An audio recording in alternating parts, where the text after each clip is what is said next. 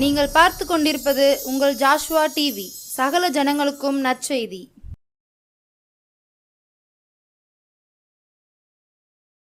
காணாமல் போன ஆடா இருந்தேனே ஏசையா, கண்ணோக்கி பார்த்தீரே, கவலைகளை மாற்றினீரே, மறக்கவில்லையே, மார்போடு அணைத்து கொண்டீரே, தேடி வந்தீரே, தீமைகளை அகற்றி விட்டீரே. Praise the Lord. ஆண்டவராகிய இயேசுவின் நாமத்தினாலே உங்களை பார்ப்பதில் மிகுந்த சந்தோஷம். கடந்த நிகழ்ச்சி உங்களுக்கு மிகுந்த பிரயோஜனமாக இருந்திருக்கும் என்று நான் கர்த்தருக்குள்ளே நம்புகிறேன். மெய்யாகவே ஆண்டவர் உங்களோடு கூட பேசியிருப்பார். உங்களுடைய வாழ்க்கையில் ஆண்டவர் பெரிய காரியங்களை செய்திருப்பார் என்று நான் கர்த்தருக்குள்ளே நம்புகிறேன். கர்த்தர் நல்லவர். ஆண்டவர் பெரிய காரியங்களை நம் நடுவில் செய்ய நம்மோடு கூட அவர் இருக்கிறார்.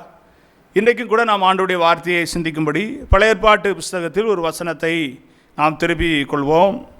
2 சாமுவேல் புஸ்தகம் 7ஆம் அதிகாரம் 29ஆம் வசனத்தை நாம் பார்ப்போம். இப்பொழுதும் உமது அடியானின் வீடு என்றென்றைக்கும் உமக்கு முன்பாக இருக்கும்படி அதை ஆசீர்வதித்தருளும். கர்த்தரான ஆண்டவராகிய தேவரீர் அதை சொன்னீர். உம்முடைய ஆசீர்வாதத்தினாலே உமது அடியானின் வீடு என்றென்றைக்கும் ஆசீர்வதிக்கப்பட்டிருப்பதாக என்றான். அன்பானவர்களே, இன்றைக்கு நாம் சிந்திக்க போகிறதான காரியம் வீட்டிற்கு வரக்கூடிய ஆசீர்வாதம் என்ற தலைப்பின் கீழ் இன்றைக்கு நாம் ஆண்டவருடைய வார்த்தையை சிந்திக்க போகிறோம். ஒவ்வொருத்தருடைய வீட்டிற்கும் ஆசீர்வாதம் மிக முக்கியமான ஒன்றாக இருக்கிறது. யாருமே ஆசீர்வாதத்தை வேணான்னு சொல்ல மாட்டாங்க. ஆசீர்வாதம் கட்டாயம் வேணும் அப்படிங்கிறது எல்லாரும் விரும்பக்கூடிய ஒன்று. ஆகவே தான் நம்ம வீடுகளில் பார்த்திங்கன்னா ஆசீர்வாதமான வசனங்களை எல்லாம் நம்ம மாட்டி வச்சுருப்போம். அவங்களுடைய வயது, அவங்களுடைய வசதிக்கு ஏற்ப பெரிய பெரிய போர்டு வசனங்களை நம்ம மாட்டி நம்முடைய வீடு ஆஸ்வதிக்கப்பட்டிருக்கணும், அந்த வசனத்து நிமித்தம் நம்முடைய வீடு இன்னும் அதிகம் ஆஸ்வதிக்கப்படணும் அப்படிங்கிற நம்பிக்கை இன்றைக்கி அநேகருக்கு உண்டு.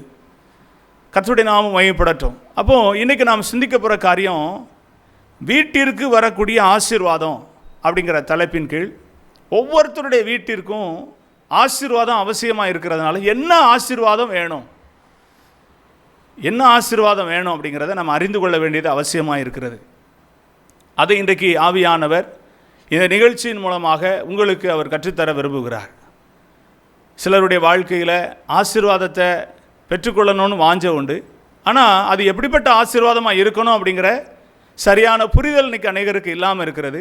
சிலர் குழப்புகிற காரியங்களை கேட்டு குழம்பி போய் இன்றைக்கி அதில் ஒரு தெளிவில்லாமல் இருக்கிறவங்க உண்டு.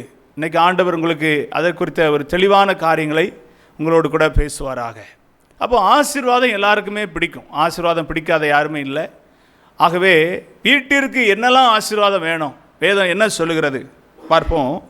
திருப்பிக் கொள்வோம். யோவான் சுவிசேஷம், புதிய ஏற்பாட்டில் யோவான் அதனுடைய 2ஆம் அதிகாரத்தை நம்ம திருப்பிக் கொள்வோன்னா, யோவான் 2ஆம் அதிகாரம் அதனுடைய 1ஆம் வசனத்திலிருந்து அதனுடைய 10வது வசனம் வரைக்கும் வாசிக்கும்போது அங்கே அழகாய் சொல்லப்பட்டிருக்கிறது.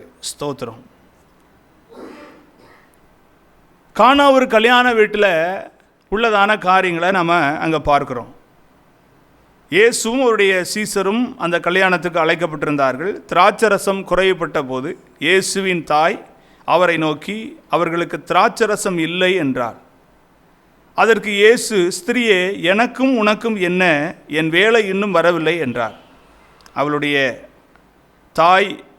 தாய் வேலைக்காரரை நோக்கி, அவர் உங்களுக்கு என்ன சொல்லுகிறாரோ அதன்படி செய்யுங்கள் என்றார். இப்படி நம்ம இந்த வசனங்களை எல்லாம் வாசிக்கிறோம். 10ஆம் வசனத்தில் பார்க்குறோம், எந்த மனுஷனும் முன்பு நல்ல திராட்சரசத்தை கொடுத்து ஜனங்கள் திருப்தி அடைந்த பின்பு ருசி குறைந்ததை கொடுப்பான், நீரோ நல்ல ரசத்தை இதுவரைக்கும் வைத்திருந்தீரே என்றார். கர்த்தருடைய நாமம் மகிமைப்படட்டும். இயேசு கிறிஸ்துனுடைய ஊழியத்தின் முதல் அற்புதம் இங்கே தான் நடந்துச்சு. அப்போது இன்றைக்கி ஒரு வீட்டிற்கு தேவையான ஆசீர்வாதம் முதல்ல என்ன அப்படிங்கிறத இந்த வசனத்தின் மூலமாக நம்ம பார்க்க போகிறோம். இது ஒரு கல்யாண வீடு. நம்முடைய நாட்டினுடைய கல்ச்சர் வேறு, யூதர்களுடைய கல்ச்சர், கல்யாணத்தினுடைய அந்த முறைகள் வேறு.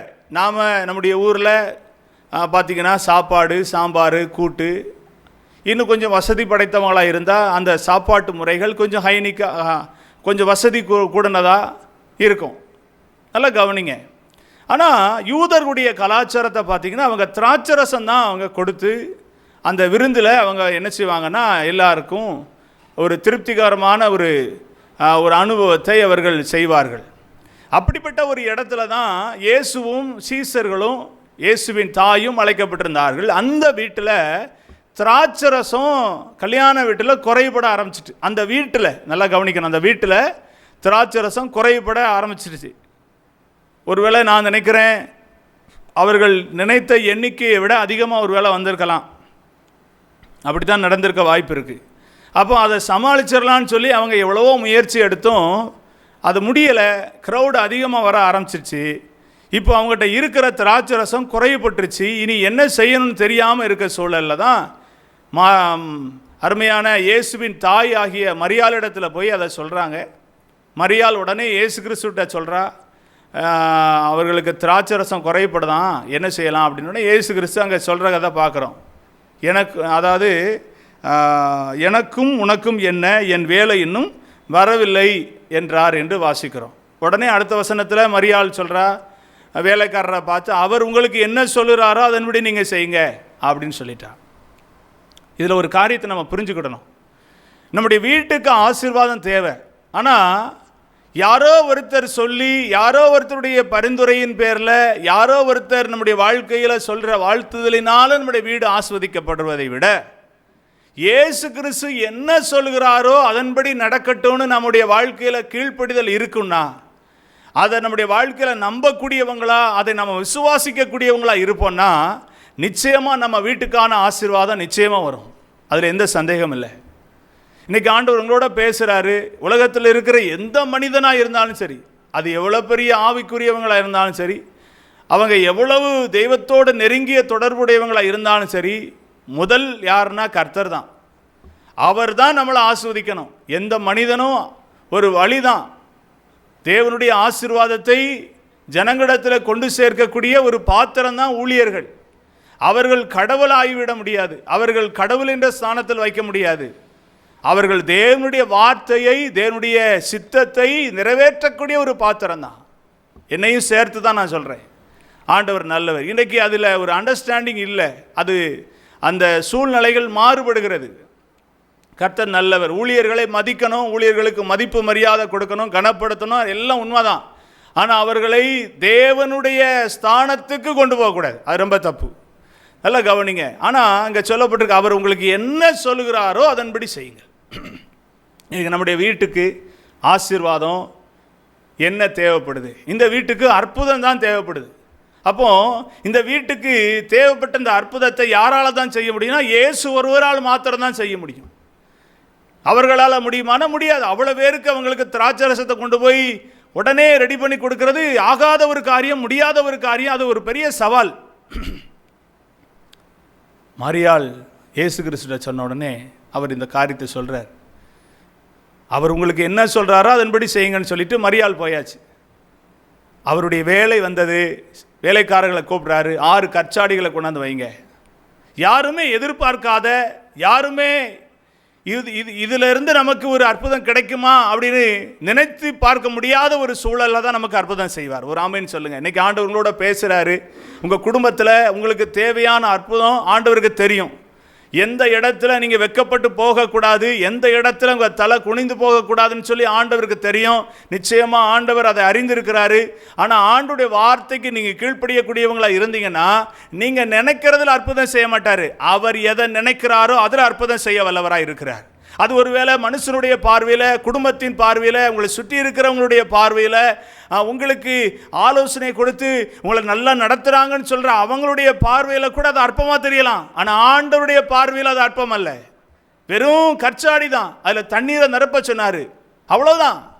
வேலைக்காரர்கள் பார்த்து சொன்னார், நீங்கள் மொண்டு கொண்டு போய் கொடுங்க அப்படிங்கிறார். அந்த வேலைக்காரர்கள் வேறு எதுவுமே சொல்லலை.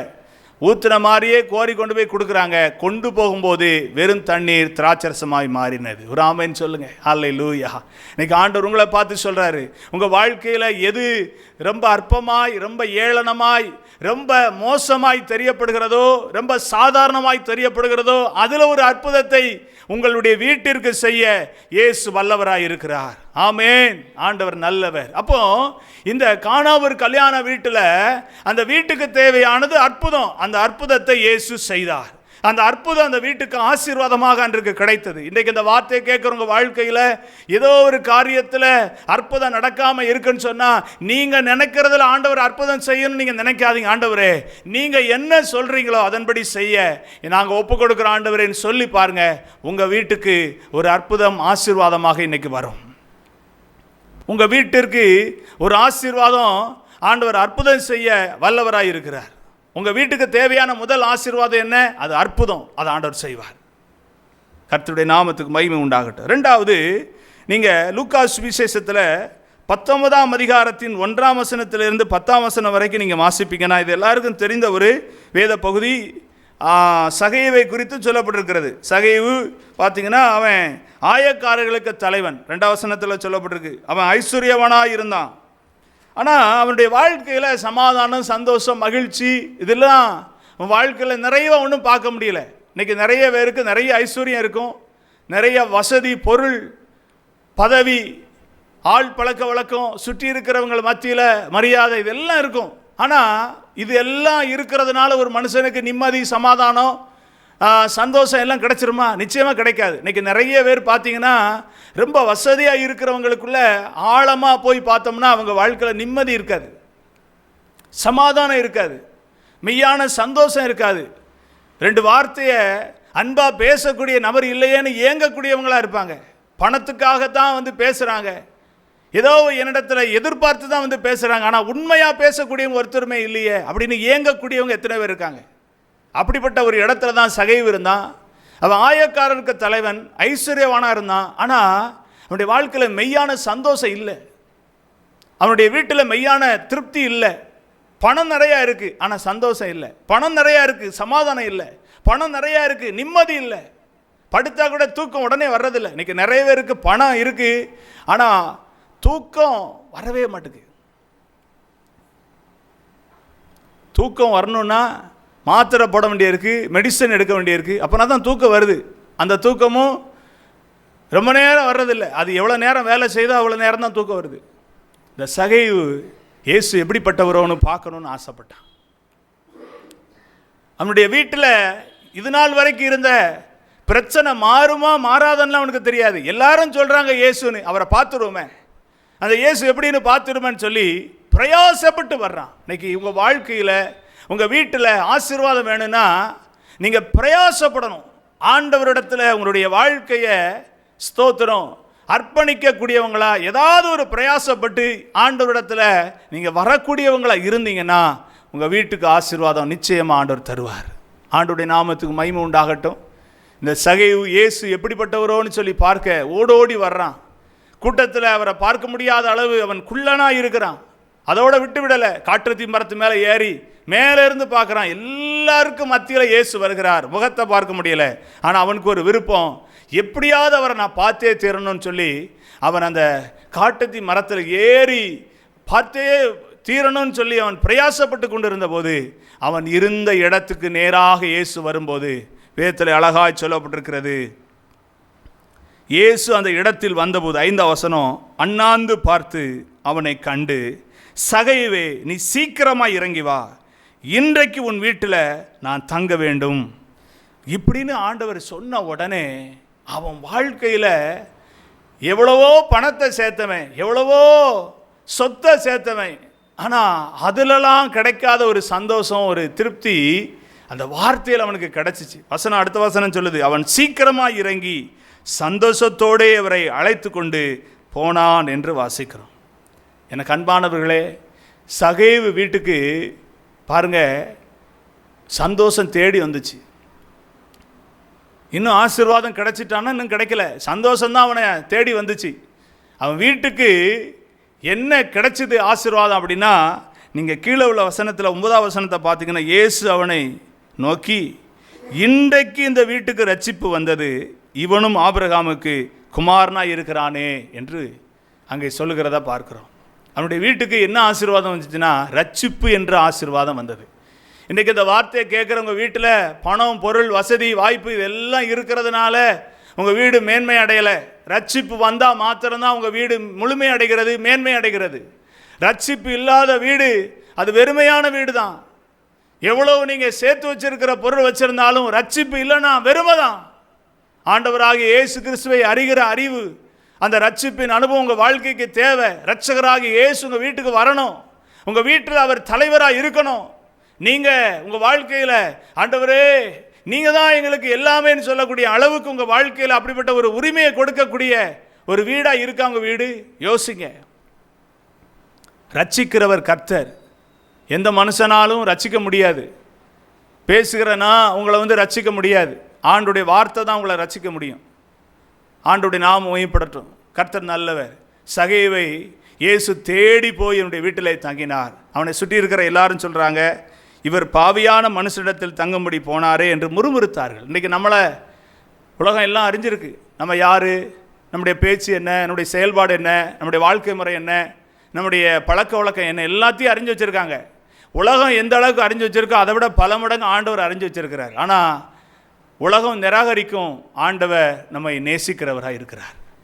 சகையுடைய வாழ்க்கையில் உலகம் அவனை நிராகரித்தது. பாவி அப்படின்னு அவனிடத்தில் போகிற இயேசுவை பார்த்து முறுமுறுத்தாங்க. இங்கே ஏன் போகணும், இவருக்கு இங்கே என்ன வேலை, இங்கே போய் என்ன நடக்க போகுது, இப்படிலாம் அவரை பார்த்து பேசினாங்க. ஆனால் இயேசு அவங்களுடைய வார்த்தையை கேட்டு பின்னிட்டு போகலை, பின்மாறி போகலை. ஐயோ இவன் வீட்டுக்காக போகிறான்னு சொல்லி யோசித்து வேறு இடத்துக்கு போகல, அவன் வீட்டில் தான் போய் தங்கினார். அவனோடு கூட அமர்ந்து பேசினார். என்ன நடந்துச்சு? அவனுடைய வாழ்க்கையில் அநியாயமாய் வாங்கினதெல்லாம் கொடுத்துட்டான். ஆஸ்தியில் பாதியை ஏழைக்கு கொடுத்துட்டான். அவனுடைய வாழ்க்கையில் அவனுடைய வீட்டில் எது இருக்கக்கூடாதோ அதை எல்லாத்தையும் வெளியேற்றிட்டான். இந்த செய்தியை கேட்குற நீங்கள் உங்கள் குடும்பத்தில் ரட்சிப்பு ஆசீர்வாதமாக வரணுன்னா, உங்கள் வீட்டில் ரட்சிப்பு ஆசீர்வாதமாக வரணுன்னா, தேவன் விரும்பாத காரியங்கள் உங்கள் வீட்டில் இருக்குன்னா இன்றைக்கே அப்புறப்படுத்துங்க. தேவன் விரும்பாத சம்பாத்தியம், தேவன் விரும்பாத ஆசீர்வாதங்கள், தேவன் விரும்பாத ஐஸ்வர்யங்கள், தேவன் விரும்பாத வேறு என்ன காரியம் இருந்தாலும் அதை முதலாவது வெளியேறட்டும். உங்கள் வாழ்க்கையில் உங்கள் வீட்டில் ரட்சிப்பு வரும். இந்த வீட்டுக்கு ரட்சிப்பு வந்ததுன்னு ஆண்டவர் நிச்சயமாக உங்கள் குடும்பத்தில் சொல்லவர் வல்லவராக இருக்கிறார். இந்த செய்தி உங்கள் வாழ்க்கையில் கிரியை செய்யும்னா இன்றைக்கி உங்கள் வாழ்க்கையை ஒப்பு கொடுங்க. ஆண்டவரே என் வீட்டுக்கு ரட்சிப்பு தான் வேணும், என் குடும்பத்துக்கு ரட்சிப்பு தான் வேணும். அந்த ரட்சிப்பை எனக்கு நீங்கள் தரணும். அந்த ரட்சிப்பினால் என் குடும்பத்தை நீங்கள் என்ன செய்யணும், நீங்கள் நிரப்பணும் அப்படின்னு சொல்லி நீங்கள் ஒப்பு கொடுப்பீங்கன்னா நிச்சயமாக உங்கள் குடும்பத்தில் ரட்சிப்பை தந்து உங்கள் குடும்பத்தை ஆசீர்வதிக்க வல்லவராக இருக்கிறார். வேதத்தில் சொல்லப்பட்டிருக்கு, கானாவூர் கல்யாண வீட்டில் அற்புதம் என்ற ஆசீர்வாதத்தை அந்த வீட்டுக்கு கொடுத்தார். சகையுடைய வீட்டுக்கு ரட்சிப்பு ஆகிய ஆசீர்வாதத்தை கொடுத்தார். இன்றைக்கி உங்கள் குடும்பத்தில் அற்புதமும் வேணும், ரட்சிப்பும் வேணும் அப்படின்னா அவர் என்ன சொல்கிறாரோ அதன்படி செய்யணும். அது ஆண்டவர் எதை விரும்பலையோ அதை எல்லாத்தையும் உங்கள் வீட்டை விட்டு அப்புறப்படுத்திடணும். இதை நீங்கள் செய்வீங்கன்னா உங்கள் வாழ்க்கையில் வீட்டிற்கு தேவையான ஆசீர்வாதம் நிச்சயமாக உங்கள் குடும்பத்தில் பலிக்கும். இந்த வார்த்தை உங்களுடைய இருதயத்தில் கிரியை செய்திருக்குன்னா என்னோடு கூட சேர்ந்து ஜபிக்க முழங்கால் படிடுங்க. ஆண்டவர் நோக்கி பாருங்கள், ஆண்டவரே இந்த செய்தி என் குடும்பத்தில் என் வீட்டுக்கு தேவையான ஒரு வார்த்தை, நான் என்னை ஒப்பு கொடுக்குறேன்னு சொல்லி கண்ணை முடிச்சோம். நேசிக்கிற நல்ல ஆண்டவரே, நம்முடைய சமூகத்தை நோக்கி பார்க்குறேன். இந்த நிகழ்ச்சியின் வாயிலாக நம்முடைய பிள்ளைகளோடு கூட பேசியிருக்கீங்க. நம்முடைய பிள்ளைகளுக்கு ஆண்டவரே பேசி நம்முடைய வார்த்தைகளை விசுவாசிக்கிறார்கள். அந்த விசுவாசம் நம்முடைய பிள்ளைகளுடைய குடும்பத்தில் பெரிய மாற்றத்தை கொண்டு வரட்டும். குடும்பத்தில் வீட்டில் தேவையான ஆசீர்வாதங்களை நீங்கள் கொடுக்க வல்லவர் என்பதை நம்முடைய பிள்ளைகள் விசுவாசிக்கிறபடினால அற்புதத்தையும் ரட்சிப்பையும் நம்முடைய பிள்ளைகளுக்கு கர்த்தர் கொடுப்பீராக. தேவனுடைய நாமம் அதில் மகிமைப்பட ஒப்பு கொடுக்குறேன். நீங்கள் என்ன நோக்கத்துக்காக இதை பேச செய்தீங்களோ அந்த நோக்கம் நிறைவேறட்டும். இயேசு கிறிஸ்துவின் நாமத்தில் ஜெபிக்கிறோம் ஜீவனுள்ள நல்ல பிதாவே, ஆமென். கர்த்தர் உங்களை ஆஸ்வதிப்பார். ஆண்டவர் உங்களுக்கு இந்த நிகழ்ச்சி மிக பிரயோஜனமாய் மாற்றி தந்திருப்பார். ஆனால் உங்களுடைய சாட்சிகளை ஸ்க்ரீனில் தெரிகிற நம்பருக்கு தெரியப்படுத்துங்க. தொடர்ந்து இந்த நிகழ்ச்சிக்காக ஜாஸ்வாட்டிக்காக எங்களுக்காக தொடர்ந்து ஜெபம் பண்ணுங்க. அடுத்த நிகழ்ச்சியில் உங்களை பார்க்கும் வரை கர்த்தருடைய கிருபை, இரக்கம், சமாதானம் உங்களோடு கூட இருப்பதாக. God bless you. ஆமென். காணாமல் போன ஆடா இருந்தேனே ஏசையா, கண்ணோக்கி பார்த்தீரே கவலைகளை மாற்றினீரே, கண்ணோக்கி பார்த்தீரே கவலைகளை மாற்றினீரே, மறக்கவில்லையே மார்போடு அணைத்து கொண்டீரே, தேடி வந்தீரே தீமைகளை அகற்றி விட்டீரே.